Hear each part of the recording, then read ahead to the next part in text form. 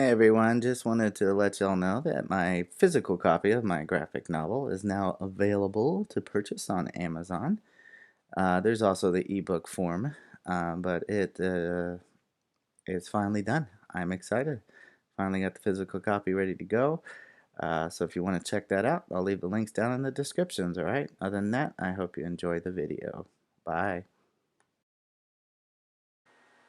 Hello everyone, and welcome back to Wicked Art. It's Wicked here, and it is Fun Draw Friday. So, I told y'all earlier this week I was on a little bit of a Spider-Man kick, so today we are going to be drawing Spider-Punk.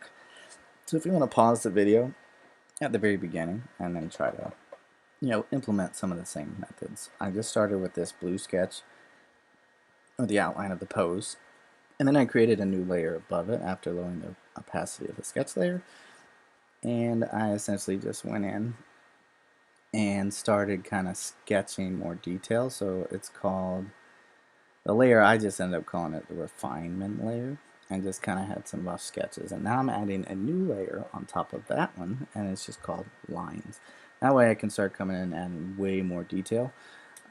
So I'm doing more things like adding in more depth to the like shoestrings, individual tie arounds, and extra line work that would kind of make certain aspects kind of pop. So I'm just kind of going around the image with more of a refined line, adding in those details that are part of Spider-Punk's outfit. Now he has a punk look, so he's got bracelets with spikes on him. He's got spikes running down the center of his head. Just really more of that punk rock look is what the original design was going for. So that's the same thing I'm trying to incorporate here, is just make sure I get all the little details and the specific spots, any like jacket ridges and things like that, just to kind of make it stand out and just really refine the line work to make it not look so sketchy and messed up. And then also with things like the guitar, the face, adding in the eyes, that's really what this layer is for. It's just your basic foundation for starting your image. And once I get that in, I finally kind of decided how I like one of the spikes and the eyes where they're going to be positioned. Then I started to go in and add in the webbing in the areas where it's supposed to be. With the webbing, it's pretty simple. Once you just kind of get the rounded lines to go around, you just kind of go around and make little upside down happy faces for the webbing, and it's pretty easy from there. Now you can really honestly pick which direction, but most of the time it's more of a frowny face for the ones that run down and a happy face for the ones that run up. But it's really honestly your choice, but that's probably what people recognize the most. Then I just created a new layer and just called it inking.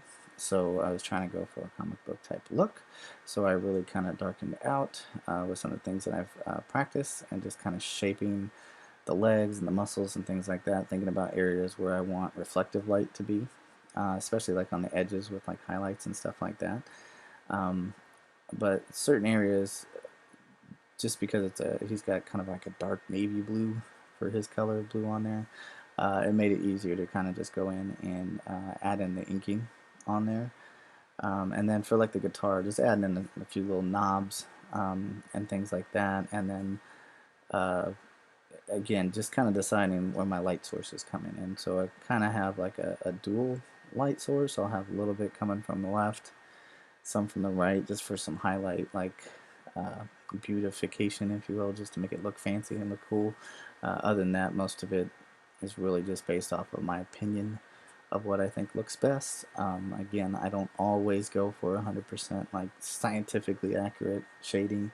I again tend to lean more towards what looks cooler as opposed to what's necessarily right to do. So what's going to make the eye catch more. So once I kind of go around and finish the shoes and things like that, I kind of hit up the face a little bit. But once you are satisfied, that's why I put it on a separate layer, because if you mess up and you don't like the way it looks and you need to change something, well, it won't mess up your line work, and everything will be separate, so it doesn't mess it up. So with like the guitar, since it has more of a metallic plastic look, I just kind of put a few little squigglies in there to kind of make it look like it's a shiny edge, and then just kind of hit up that center because I really wanted the strings to stand out. So I'll do those last just because they will get their own separate layer just so they stand out. But yeah, I'm just gonna kind of put a few glares on the eyes and then a few little minor details on the spikes, and then I just add a new layer below that and call it color. Now Spider-Punk kind of has more of a deeper red to go with his navy blue look, so I just kind of darkened it down a little bit, and it's the same for the shoes. Yeah, I do want to change some things up, much kind of like they're doing in the poster I saw for the Spider-Verse movie. They've changed some aspects, so I changed the aspect of his guitar to kind of have more of a punk rock color scheme, because in the original comics, I believe it was just red.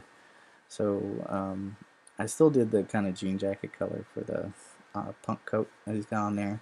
I kind of forgot to put like the little extra punk buttons on there, but it's all right. It doesn't really take away from the final image that comes out as a result. Obviously, we got just basic white shoelaces, coloring the eyes, and then I picked kind of like a very light silvery color for the metallic spikes on there.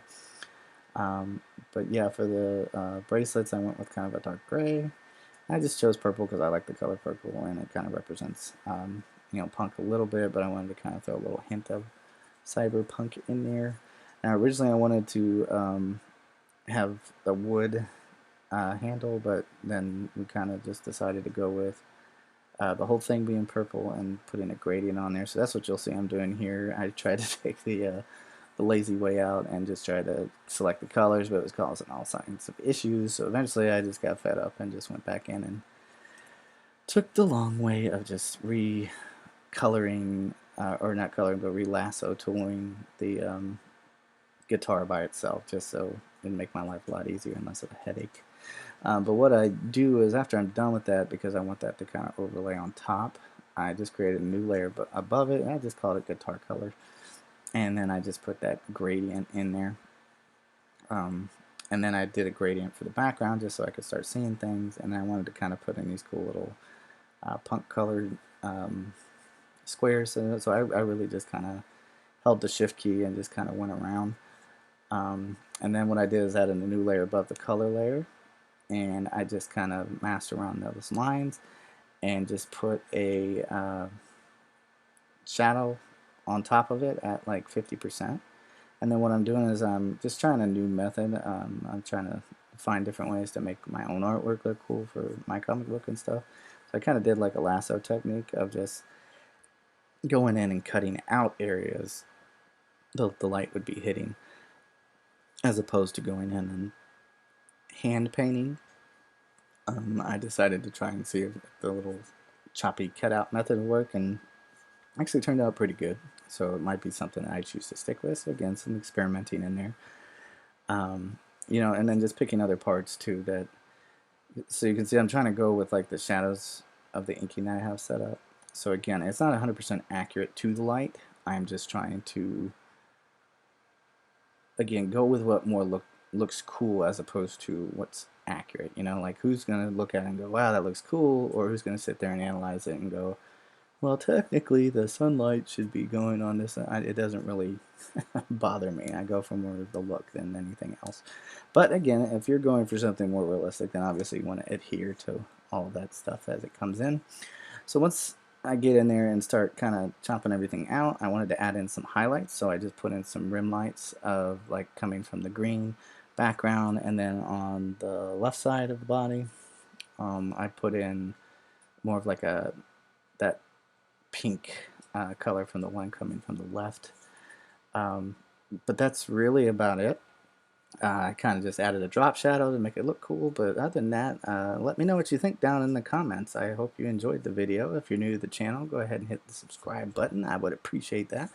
I got all kinds of cool stuff on here. Please leave a comment. This channel is for you. It's not for me, so I need to know what you want to see on the channel. So please leave a comment down below. Let me know how you did. Also, you can let me know what you want to see next. It can be for a Monday art lesson, Fun Dry Fridays, Tiny Tuesdays. It doesn't matter. Again, this channel is for you. So again, I hope you enjoyed the video. Let me know how I did. Remember to keep on sketching. And until the next time, I'll see you in the next one, all right?